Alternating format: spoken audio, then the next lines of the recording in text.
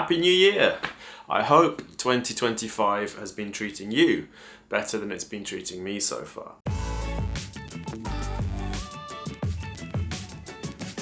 So, how are you feeling about 2025? Do you have any New Year's resolutions? Maybe you have some kind of plan?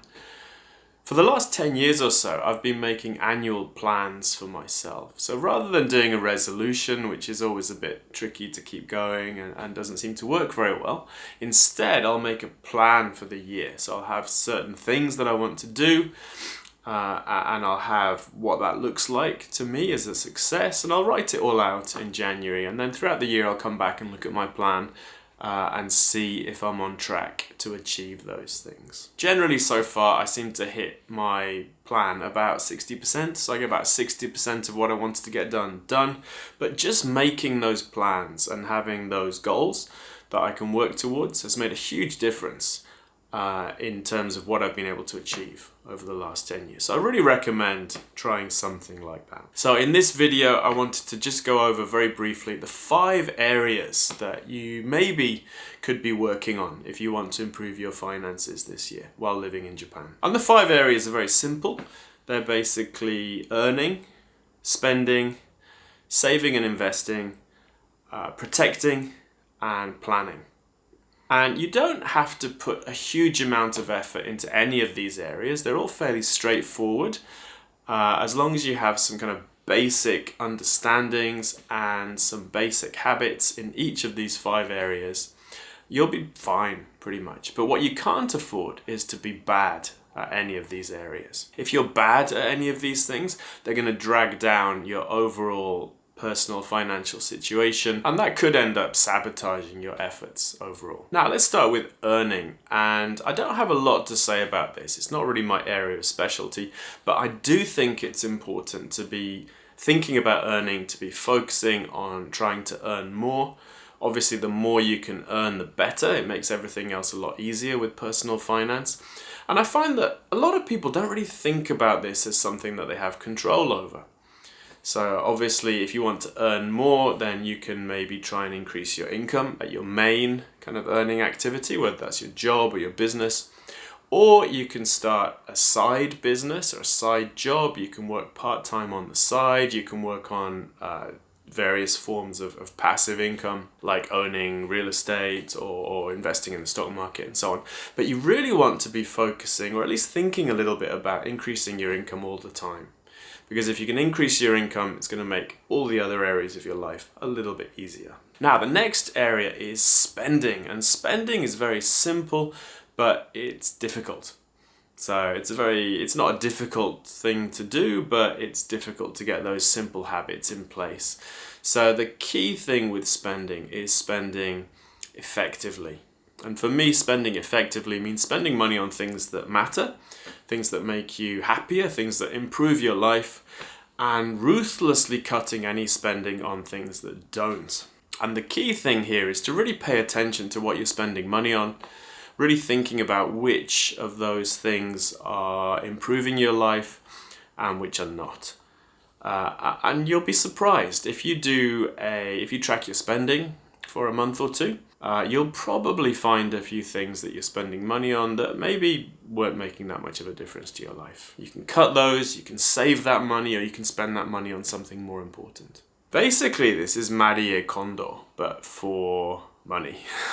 Does it spark joy? If it sparks joy, keep it. If it doesn't spark joy, cut it ruthlessly. Next up is saving and investing, and basically you want to be saving and investing every month. Setting aside some money, saving that money, maybe investing that money either in the stock market or something else. And if you can do that consistently, month in, month out, for decades, you won't have problems with money in your life. How much should you be saving and investing? Well, the rule of thumb for this is as much as possible without making yourself unhappy. I would say saving 10% of your income is probably the bare minimum. 20% would get you in a fairly comfortable situation. 30% or more, you're going to have options like, maybe retiring early or reducing the amount of work you're doing something else. But the more you can save and invest, the better. If you're going to invest here in Japan, you may as well invest in a tax-free instrument like NISA or iDeCo. And if you don't understand what those are, you can come to the RetireJapan website and do some reading on there. The fourth area is protecting yourself. And there's two main elements to this. One is to have an emergency fund, so to have some cash in the bank that you can access in an emergency. And the other is to have the right kind of insurance. And the right kind of insurance is insurance that you need to protect you from catastrophic risk. Most people, if they drive, they're going to want third-party unlimited insurance for that. If you ride a bicycle, you want to get bicycle insurance. If you have a home, you probably want fire and earthquake insurance. And if you have family dependents who are depending on you to pay for their life, to pay for their quality of life, then you might want to have simple term life insurance for that as well. Another way that you can protect yourself is by living below your means. So if you're saving a lot of your income, if you're not spending that, if you don't need that to spend, then if your income drops, then you can probably get by without having to take any drastic measures. So living below your means is another way to protect yourself, to reduce your financial risk. And the final area is planning. So planning is basically planning for the future, planning for retirement,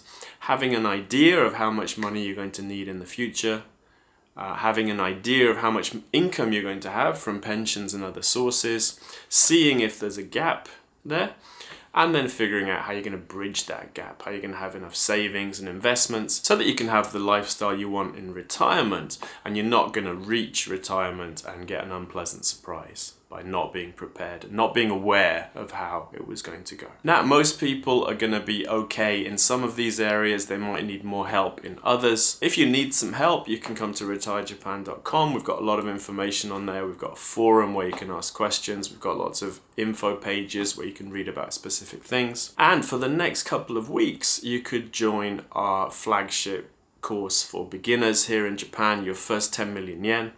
This is a course that basically covers all 5 of these aspects in detail. It gives you all the information you need, and it gives you the support and the encouragement you need to take action, because that's the key.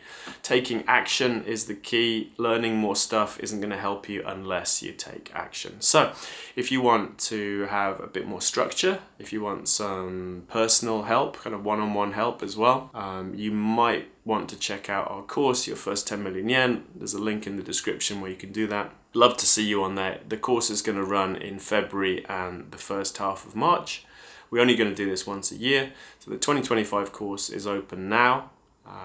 And yeah, if you're interested, please check out the information. And if you have any questions, you can email me and I'll be happy to answer those. So, thanks for watching. I hope you have a fantastic 2025 and you achieve all your goals. And if there's anything I can help you with, please let me know. Thanks for watching. We'll see you in the next video.